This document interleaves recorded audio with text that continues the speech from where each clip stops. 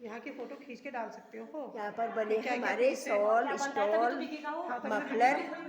और ये देखिए कितने अच्छे अच्छे सुंदर सुंदर पीस बने हुए हैं, हाथ का बनाया माल है ये सब हाथ से बना रखे हैं यहाँ पर।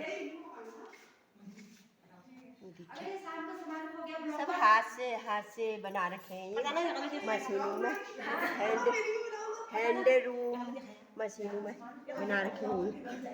हैंडलूम की मशीनें होती हैं उसमें बना रखा है। हमारी गांव की सब गांव की महिलाएं हैं वो बनाती हैं, मैं भी बनाती हूँ। यहाँ पे ये हमारी फरजाना दीदी है और यहाँ पर यही बैठती है, यही इनका स्टॉक लगाती है। और आप लोग जो भी हो खरीदना चाहो तो यहाँ से खरीद सकते हो। खाली में उसमें